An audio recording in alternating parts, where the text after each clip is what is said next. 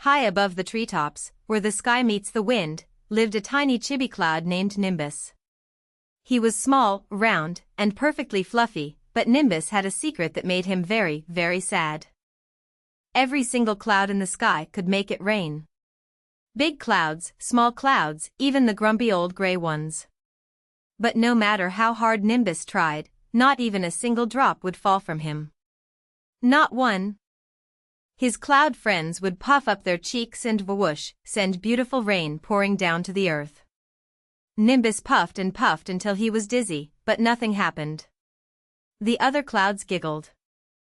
Nimbus floated down lower, past the hilltop, through the golden trees, feeling more hopeless than ever. Maybe I'm just a broken cloud, he whispered to himself, a tiny tear forming in the corner of his eye. Then, along the sunlit forest path, Nimbus spotted something that made him gasp. A tiny flower, once bright and pink and full of life, was drooping. Its petals were pale. Its stem was bent. It was barely hanging on. A wise old butterfly with shimmering wings landed gently near the flower and looked up at Nimbus with kind eyes.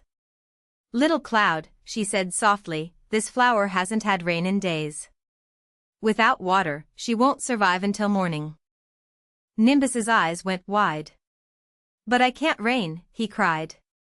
"I've never made a single drop. I'm useless." The butterfly tilted her head and smiled gently. "Perhaps you've simply never had a reason strong enough to try." Nimbus looked at the wilting flower. He looked at her fragile petals. He thought about how she must have danced in the breeze when she was full of life. And something deep inside him began to feel warm. And tight. And full. "I won't let her die," Nimbus said, his voice shaking but determined. He closed his eyes. He stopped thinking about failing. He stopped thinking about the laughing clouds. He only thought about the flower. About her. Only her. And then, something magical happened. One tiny raindrop formed at the edge of Nimbus.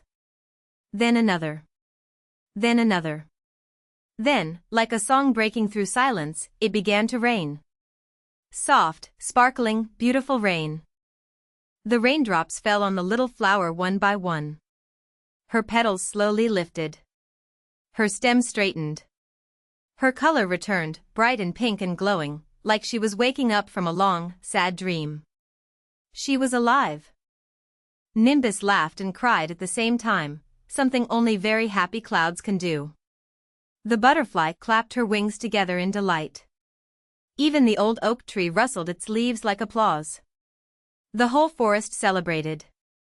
That evening, Nimbus floated back up to the sky, not as a broken cloud, but as the proudest little cloud in the whole wide sky.